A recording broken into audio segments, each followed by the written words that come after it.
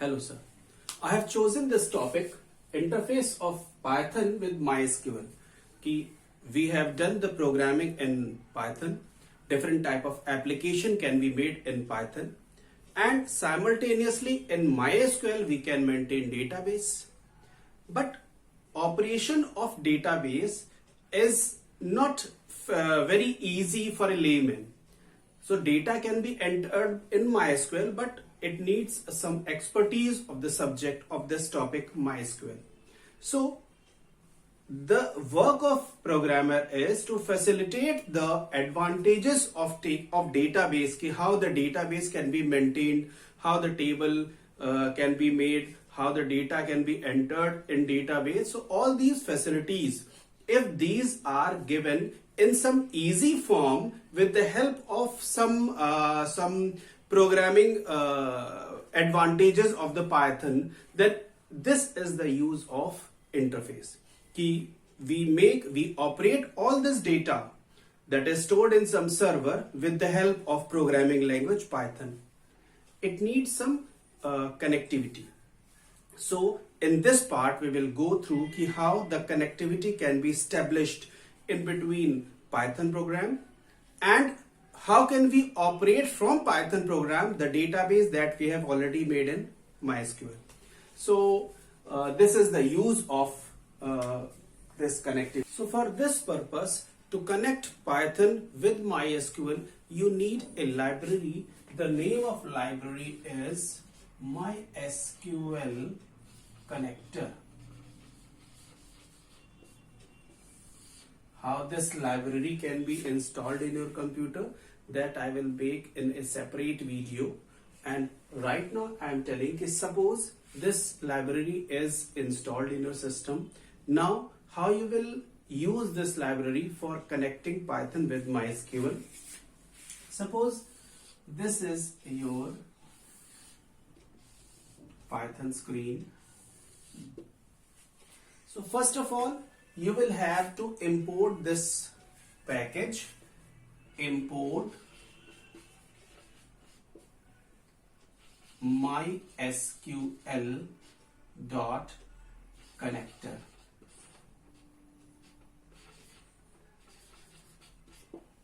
This MySQL.connector module will be imported, and you can name it as some instance like X. Suppose X is the instance in which MySQL.connector package is imported. Now this X variable will be used further for making connection with some particular file in MySQL. Now suppose I am taking another object like A. A is an object in which the connection will be established so that you can access that table from the database. So you will use A, and there is a function connect. So you will use this variable like x dot connect. Now this connect function are having some attributes.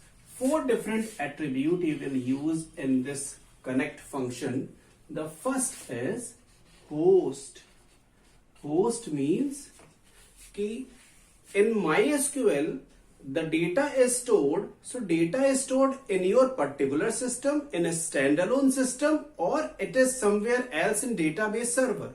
So you will write the host name or the IP address of the database server. So in this connect function of this X instance, you will write host. If it is stored in your standalone system, you will write local host. The second attribute for making connection, you will write user. So this will be the username of your MySQL. So username you will mention here. By default it is root. So user is equal to root. attribute is the name of database. The third attribute you will mention database is equal to, you will write the name of the database in which you have made the table where the data is existing. Suppose there is P database, and this P database is containing Q, R, S, these three tables. So you will write the name of this database here. Database is equal to P. And the last attribute is password. You can write password, or you can write passwd, and here you will write the password of MySQL, like suppose ABC. Default password is tiger, you can write tiger. One more thing, one more attribute that you should use in some system, it is required that you are connecting Python with MySQL. There are some encoding scheme that are required to convert the language from Python to MySQL. Some encoding schemes are required so that the conversion can be easily done. So you can write the encoding scheme with the attribute char set, but it is not always required. In some situation, in some version, it is required char set. So you will write, for better performance, you will write UTF-8 encoding scheme. So these are totally 5. So this is the name of the database, and passwd is equal to, suppose, tiger you will write here, and after that char set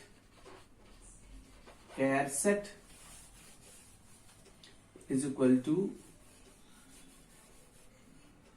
UTF-8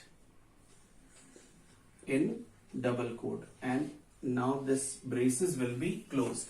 So this is connect function that will be having some attribute for making proper connection. Now A is the name of the connection that will be used to access the data, and not only you can read the data from the table, but also you can make some manipulation also. So suppose you have made this connection A. Now you would like to know whether A is properly connected or not connected.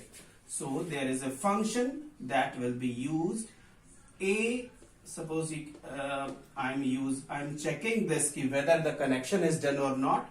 If A is this connection, this object, A dot is connect. The function name is connect, that will check whether the data is connected. Whether the database is connected or not, this function will check it. So I'm using, with the help of this if function. Inside this you can make any type of output, like print yes connected. So this is just for checking whether the database is properly connected or not. So if you will run this program, it will show the output yes connected if the connection is done properly. Now the next, suppose the connection is done, you have checked, it is showing the output yes connected.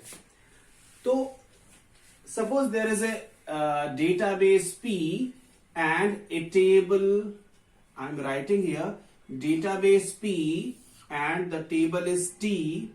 This is having some column, this T file is having some name, some columns like name, age, and address. Suppose T is a table that is stored in P database in MySQL, and you need to access this T table from your Python file. So this T table will be accessed, but before this you need to make a cursor. That cursor will bring the data from T table.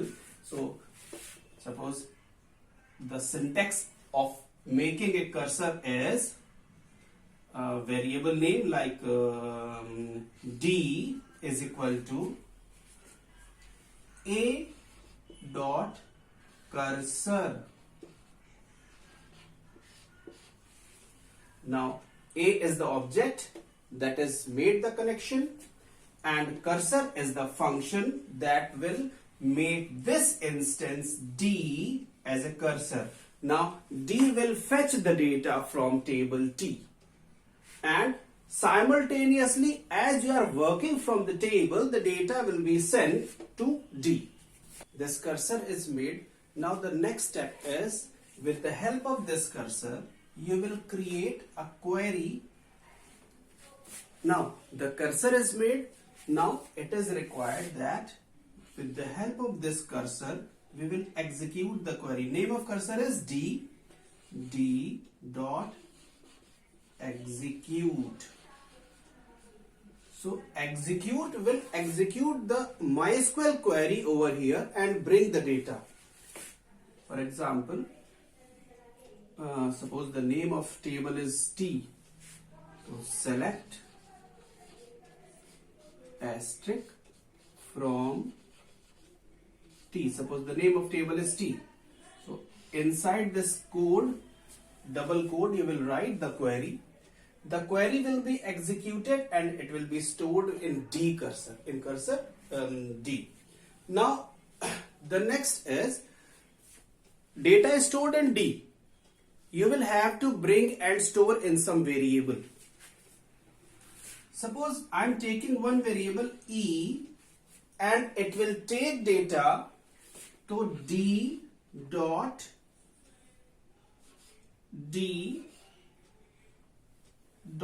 some function will be used over here. This function will decide कि one row we would like to take, two row, or how many rows. So some functions that are included as fetch function, जिसको हम बोलते हैं fetch function. तो fetch function, there are some types of fetch function like fetch 1, second fetch many, third is fetch all. So why we are using these functions? These functions are used to take data from the cursor according to our need. If we need only one function, we will use fetch 1. Suppose if I am taking fetch 1. Now one row from this data D, from this cursor D will be copied in E. Now you can print it, print E. So it will take the data and print it.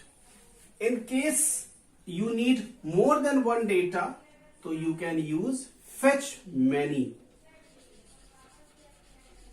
Fetch many function. Fetch many function will give us an option that you can type any numerical value like fetch many 3. It means we would like to take 3 rows of data from cursor D. Now suppose you are taking 3 rows from cursor D, it is stored in E. E will be printed in a single go, or you can use with the help of loop like for P in E. So every row will be picked and stored in P. You can print P. So we are seeing that D is the cursor that is executing the query, and E is storing three values, three rows from D cursor, and P is again picking one by one rows and printing the rows. So these three rows will be printed from the table T. Now here one more option is given, fetch all. If you would like to take all the rows stored in the table T, you can take fetch all function. So fetch all function will take all the rows. It will be stored in E, copied in B, P one by one, and you can print it simultaneously. So we have seen that not only we can take single value, single row, but many rows as you need will be copied in this variable. So this is the simple operation in which we have seen how the data can be read only. In the next video, I will try to explain how the data can be entered in MySQL with the help of this program, because the main use is every type of manipulation or reading can be done with the help of application program that can be made in Python. So for this video, this much. Now in next video, I will prepare for manipulation of data in table.